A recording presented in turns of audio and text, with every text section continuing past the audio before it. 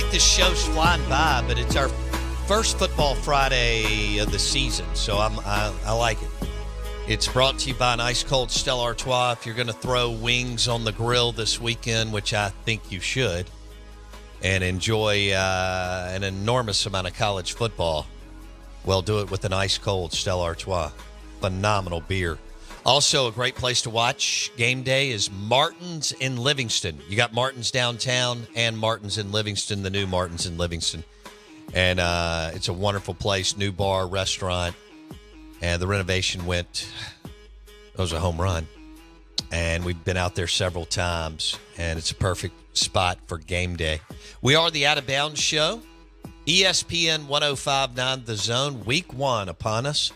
And one of the big stories this last week or two is, John Talty and Armin Katayan's new book, The Price, What It Takes to Win in College Football's Era of Chaos. And Lane Kiffin has figured that out. That is for sure. Give him props. And also the big discussion is the relationship between Lane Kiffin and Nick Saban, and how Lane wanted to get into the mix of the Alabama job, and Greg Byrne never even considered him. So we welcome in John Talty, who's with 247 Sports, was with AL.com. Now he's an author, to talk a little college football. John Talty, good morning. How are you, buddy? Good, man. Appreciate you having me on. And I was just thinking, as you were talking before I came on, as your listeners are enjoying a nice Stella this weekend, maybe a nice bourbon on Sunday after college football, this book's a great one to just have right next to you as you're, having a nice glass of your favorite beverage. Well, I can't wait to get into it. Tell me, give me the 30,000 feet on the book by you and Armin. Yeah, I think it's a deep dive into what college football really is right now. And I think we know it's chaotic, right? We know that there's a lot that's happened, NIL, transfer portal, conference realignment, all these different things. But I think that what we wanted to do is show what the actual impact on the people within the sport actually is. So whether that's, big name coaches like Nick Saban or Lane Kiffin or Jim Harbaugh, whether it's, a five-star quarterback, we spent a year tracking Julian Sayin, who at one point was going to Alabama and then ended up at Ohio State after Nick Saban retired.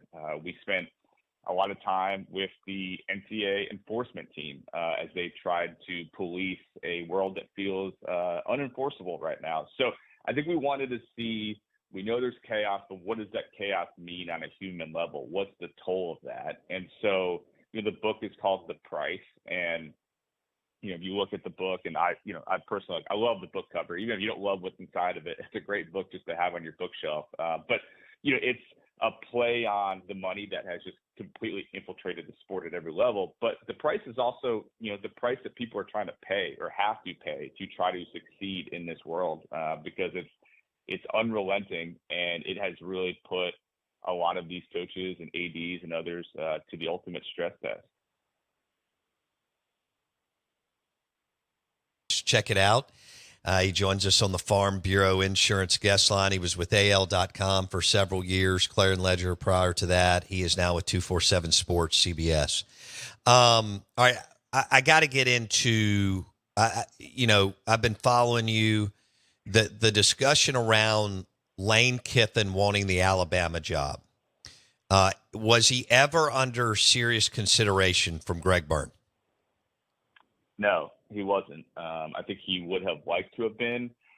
Now, the great unknown that even I can't definitively answer this question. Probably only Greg Byrne is the only one in the world who could definitively answer this question. And even he, I don't know if he would ever give a straight answer publicly. But I think the question would have been, if Kalen DeBoer said no, who was next, right? And I think Lane and some of his people were hoping if enough people said no, maybe eventually Alabama would feel more willing to entertain that idea. That, of course, never happened. And, from everything that I got throughout the process, despite, Lane being very interested in that job, he was just never able to get in the mix. And Greg Byrne just did not want to go down that road with Lane. Yeah. Knowing Greg, it doesn't surprise me.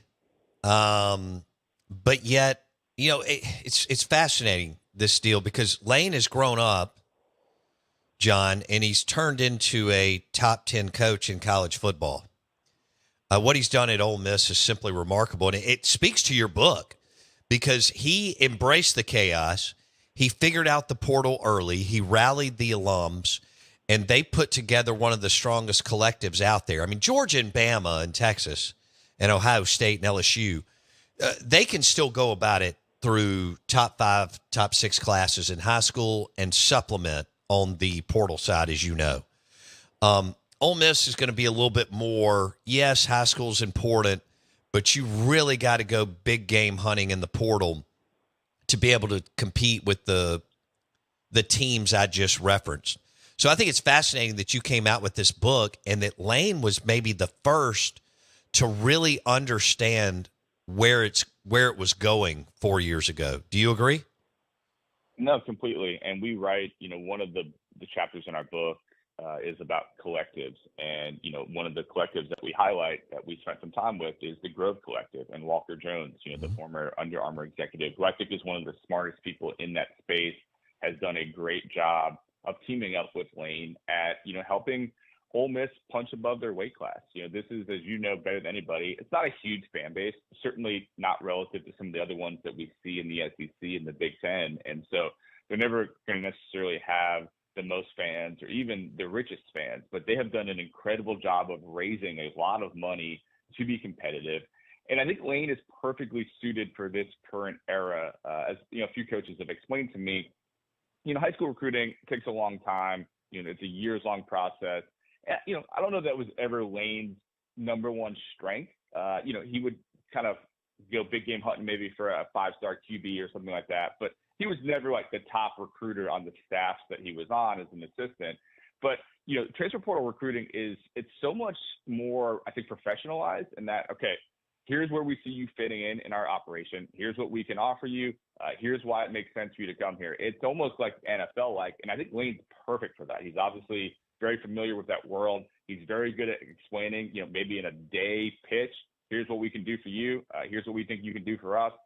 Are you interested or not? And he has mastered that art that I think a lot of other coaches, maybe have been reticent to embrace or don't feel comfortable dealing with. But, Lane did an amazing job this past, offseason of loading up on some of the top available talent in the country. And, we had a story in 24/7 Sports the other day of, the kind of the 6 teams that have done the best job of kind of going all in for this year based on what they're able to do with NIL and other things. And Ole Miss was one of them. And that's a testament to Lane and Walker and other people involved in that operation because, that name probably sticks out a little bit compared to, Ohio State and Oregon and Tennessee and some of the other names that were mentioned in our story. But Ole Miss and Lane have done an amazing job. He's the portal king, as you said.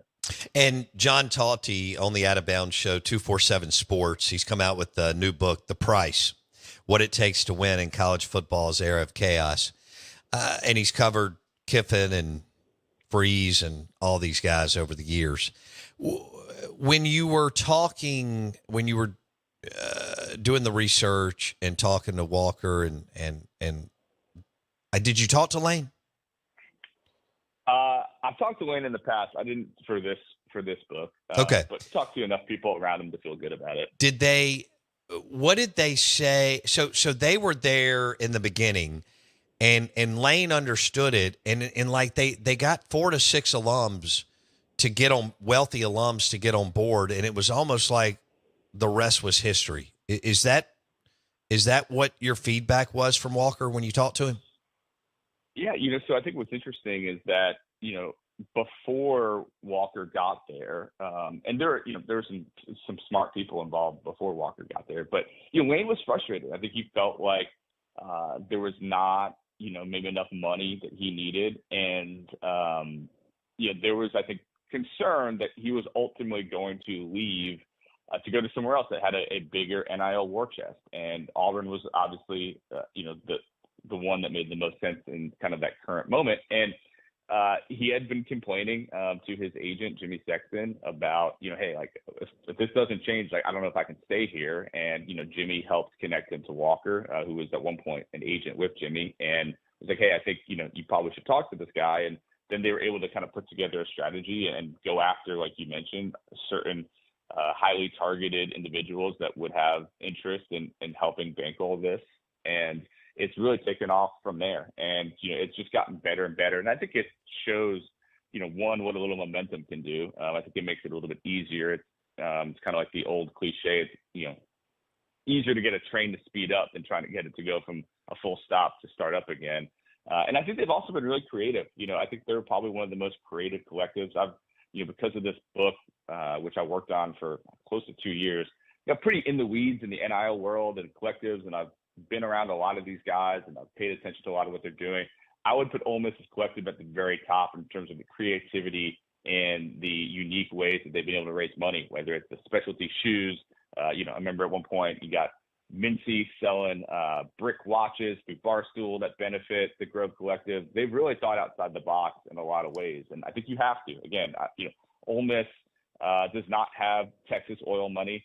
There are plenty of very wealthy Ole Miss boosters who are helping out, but from the pure quantity of highly rich individuals, they are not going to have as many as some of these other bigger schools, so they have to think differently. And they have done as good of a job, again, as anybody in the country at doing that. We're visiting with John Talty on the Out of Bounds show, ESPN 105.9 The Zone. He's come out with a new book, The Price, What It Takes to Win in College Football's Era of Chaos. Do you think that how do you think Nick Saban, what do you think he thinks about Lane Kiffin as a person? That's a great question. I think that you pointed this out earlier. I think if you've known Lane for a bit, you have seen the way that he's grown up over the last, especially the last few years. So I think that there's a respect there. I think that Nick appreciates what Lane did for him. I think even now that he's out of the game and is doing College Game Day, I think he's probably even maybe more amused by Lane, certainly than he used to be. I think that, and Lane has admitted this publicly, like Lane purposely tried to get under Nick Saban's skin, and so I don't know that he always enjoyed him in the moment. I think, it's been well documented in other places, but, we get into it in my book as well. These guys were at each other. There was quite a bit of tension. We know that famously Nick Saban fired Lane Kiffin in between the national championship and the national semifinal.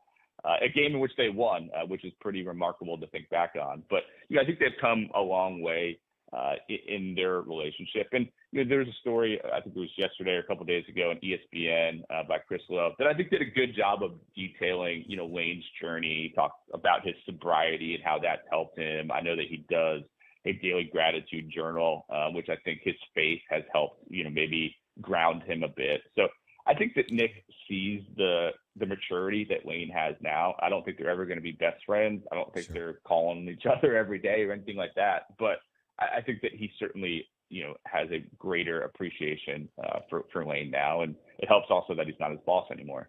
No doubt. Do you, and I agree with the way you just laid it out. Do you buy into that even Saban knowing that Lane had matured and grown up, that he did not want Lane following him at Alabama? I don't know this. I don't know the answer to that question, so this is just me speculating. I think it would be – my personal take on it would be that I don't know that he would have wanted Lane to follow him. But I don't know that definitively. That's really just kind of an educated guess on the situation. I think Lane would have loved to follow him. But, I think that the good thing, I think, for Saban in some ways is that there's no ties to Kalen DeBoer at all. Obviously, they've helped each other, and I think Nick's made himself available to Kalen DeBoer when he's needed him, and certainly helped him in that first week or so of trying to help, recruit some of the guys that were thinking of leaving and all, kind of getting him up to speed. But, there's not going to be the, well, this is what happened when those guys worked together in the past. It's just, there's not quite the easy storyline that people in our world would gravitate toward if Lane Kiffin was the head coach replacing Nick Saban. So I think in some ways it's a nice clean break for Saban that the guy who follows him, he really doesn't know or didn't know prior to Greg Byrne hiring him. Lane it'd be wild, Lane at Alabama. I mean, for the two of us who cover college football, it would be insane. So talk about people are sleeping on Alabama this year. I, I think it's crazy just because Saban's gone, because I think DeBoer is the real deal, and I think they're going to be so much better on offense. How do you see it, John? Yeah, I mean, I think that's, I think you put it well there. I think the question that people had, and even I think Nick Saban said this on game day a couple of days ago, but, throughout fall camp, the question was, what's the defense going to look like, right? They lost a lot of talent back there. One of the biggest losses was Caleb Downs, who is just an absolute freak and star in every way, who left after Saban retired to go to Ohio State. There's going to be some stress tests, I think, there. They're going to be playing multiple new guys in the secondary. Damani Jackson is a USC transfer.